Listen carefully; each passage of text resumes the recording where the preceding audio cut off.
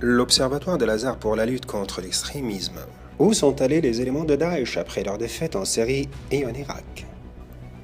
L'année 2014 a connu l'émergence d'une organisation terroriste qui a semé la terreur sur terre et effusé du sang et tout détruit. Depuis son émergence et sur la scène mondiale, elle n'a pas cessé de recruter des partisans d'ici et là. Le nombre de combattants étrangers a remarquablement augmenté, atteignant 40 000 combattants quelques mois après son apparition. En juin 2017, les autorités turques ont enregistré le nom de 53 781 personnes originaires de 146 pays. Leurs pays d'origine ont confirmé que ces personnes ont quitté leur terre pour rejoindre Daesh. Voilà pourquoi les grandes puissances ont annoncé la formation d'une coalition internationale pour éliminer cette organisation. En décembre dernier, la Russie a annoncé la fin de ses opérations militaires contre cette organisation en Syrie. À l'issue de cette annonce, l'Irak a confirmé la libération de tout le territoire des éléments de Daesh. Puis les forces démocratiques syriennes ont déclaré leur reprise de la ville syrienne de Raqqa, le bastion le plus fort et le plus important de Daesh sur le territoire syrien.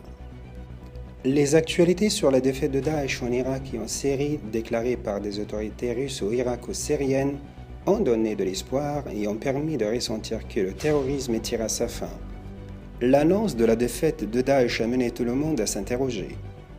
La coalition internationale est-elle arrivée à tuer tous les éléments de Daesh et à débarrasser pour toujours le monde de leurs dangers?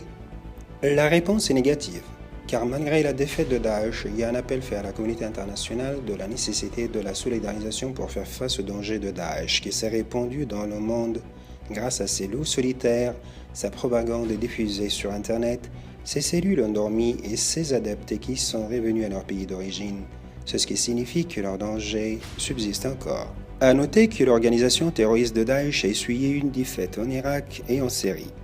Mais cela ne signifie pas la fin de son danger. Elle porte encore des armes et menace la sécurité du monde. Voici pourquoi la question qui intrigue l'esprit de tous. Où sont allés les éléments de Daesh après avoir quitté la Syrie et l'Irak? La réponse ne s'arrête pas seulement aux spécialistes dans le domaine de la lutte contre l'extrémisme, mais les dirigeants politiques prêtent eux aussi une attention particulière à sa question épineuse. Le 24 octobre 2017, 4 jours après l'attentat terroriste contre les forces de la sécurité dans la zone d'Oasis al-Wahat el-Bahariya, faisant la mort de 16 policiers, le président Abdel Fattah al-Sisi a déclaré lors d'une interview télévisée que la défaite de Daesh aura pour conséquence le déplacement de ces éléments en direction de la Libye, de l'Égypte, la frontière ouest, de Sinaï et de l'Afrique de l'Ouest. Le dimanche 10 décembre 2017, le président français Emmanuel Macron a confirmé que les opérations militaires contre l'organisation de Daesh se poursuivront à partir de mi-février 2018 jusqu'à la fin du même mois, s'opposant ainsi à la déclaration russe affirmant que les territoires syriens ont été complètement libérés de l'emprise des terroristes. À cet égard, le ministre du Hajj et du Waqf afghan Fayed Mohammed Osman a déclaré que plus de 5900 Daeshiens ont fui l'Irak et la Syrie, et ils sont sur le point d'atteindre le territoire afghan, tout en exprimant son inquiétude et appelant les services de la sécurité à prendre précaution. Interrogé sur le lieu où se trouvent ces éléments maintenant et sur leur prochaine destination, le ministre afghan du Hajj et du Waqf a répondu « L'Afghanistan sera sans aucun doute la cible la plus importante pour ces terroristes. » Face à la réalité de la persistance du danger de Daesh, l'Observatoire de Lazare constate que les éléments de cette organisation terroriste n'ont, après leur défaite en Syrie et en Irak, que 3 choix.